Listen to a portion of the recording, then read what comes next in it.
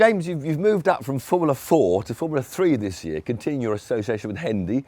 How have you found the jump up? To be honest, it's been quite similar. Obviously, this car's a lot faster down the straights, but it's only the acceleration you feel. And yeah, obviously it's still slicks and wings, so slightly different driving style, but yeah, quite similar. Now, of course, this isn't the Formula 3 that supports Grand Prix. This is what, GB3? Yes, yeah, that's correct. So yeah, this is the one just below that. Obviously, that's the goal next year, but obviously focusing on this year for now. What is this GB3 car? Yeah, so as you said, it's a GB3 car. So it's fully carbon. It's made by Tatus, and we race it one make championship, and we race it with British GT. Engine? It's a Cosworth 4-cylinder, 250 horsepower. So yeah, not too much power, to be honest. It's more we get our speed from the slicks and wings. So when it comes to race day, what's the most important thing in your mind? Honestly, just staying cool and staying focused. There's big breaks in between races, so getting back into the zone is a hard thing to do, but it's you got to do it. They always talk about fitness in Formula 1 now, it's exhausting. Have you found the step up? Have you had to do more physical training now for the GB3? Yeah, for sure. It's very driver specific. Obviously, we just do normal fitness like running and going to the gym just to build the general fitness up, and then you do the more specific fitness for like your neck and your wrists. Obviously, there's quite a lot of G-force in these cars. Now, James, you actually started racing 11 years old in cadet karting. What sort of got you into it in the first place? Not quite sure what got me into the karting, but to get me into racing and the speed was when we was on holiday. I saw this motocross bike, and I asked my dad if when we got back home if I could have a go, and thankfully he bought me one, and I did that for a bit, and then I started go-karting at Thruxton, and then it was a choice of which one do I want to carry on, and then I chose the karting, and that's how, and now we're here, so yeah. And when you go racing, do you have any sort of set ritual or sort of good luck, or are you superstitious at all? I try not to be superstitious. I always have to get in the car on the left-hand side, but then sometimes on purpose I'll just do it on the right because I don't want to be superstitious. But I'll go for a run in the morning and do a bit of mindfulness before I get in the car as well. Mindfulness? Yeah, mindfulness. So it's all Zen stuff, yeah, just counting your breathing. Getting in the zone is a very hard thing to do, and it just helps you do that. Now, of course, you won Formula 4 races. Yeah. You haven't yet won a GB3 race. You were quickest in testing Monday. Is it harder to win this year? Oh, for sure. The championship is so competitive. I think the top 10 is split between less than a tenth of a second. So yeah, you've always got to be on it, and that all the other drivers are going to be on it. So, and the cars are so sensitive as well. The setup is really crucial. So everything's just got to click. So we always hear about setup, how a car won't work, and you've got engineers on the team, I presume, and it's just minute changes in what cambers and casters and spring lates that can make a huge difference. For sure, obviously we're not just out there on our own. After we go out, there's other stuff that goes out, lays more rubber, sometimes the line change, and as a driver you've got to adapt, but then also the car's got to adapt as well. So it's just conditions, the temperature makes a big difference. So yeah, we've always got to be so switched on, both myself and the engineers, and as I said, to get it on that right window. Have you got simulators? People are obsessed with simulators now. Do you drive your tracks before you go out? It's definitely the modern way. I go to a place called iZone in Silverstone and do a lot of simulator training there.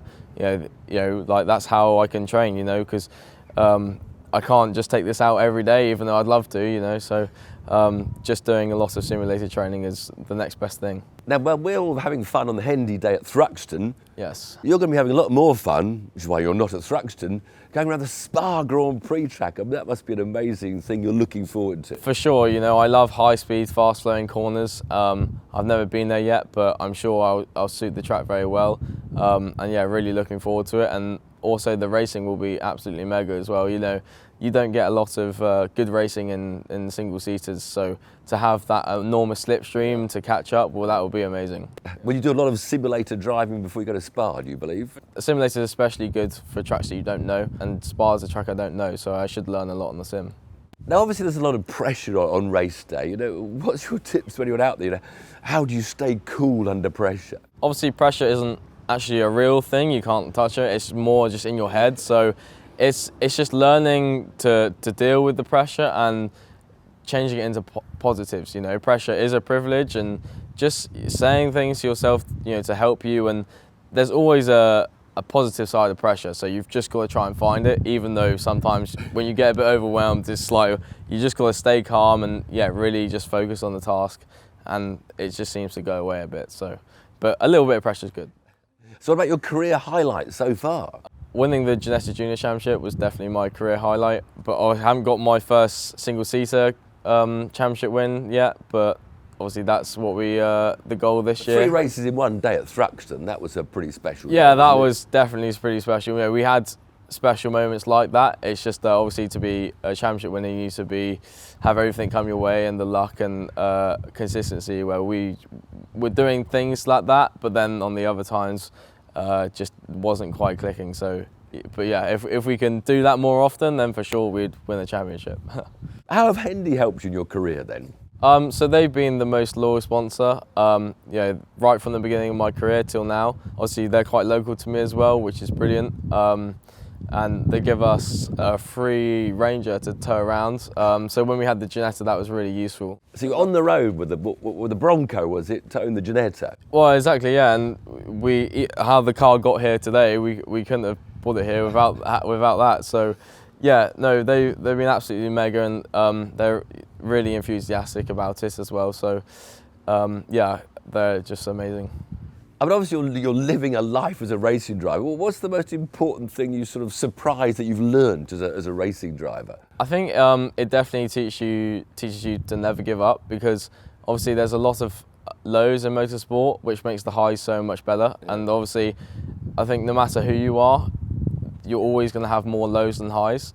But yeah, it's just never giving up, and when you're in a low moment, it's hard, especially when you're not here for a hobby. You've got to try and make a career. So I think, and just be disciplined as well, because you got to stick to your process and just trust in your method. So yeah, I think as long as you stick through it and believe in yourself, you can always get back up. So what is the next step up the ladder that you hope to make in your motorsport career? Yeah, so I'd like to do FIA 3.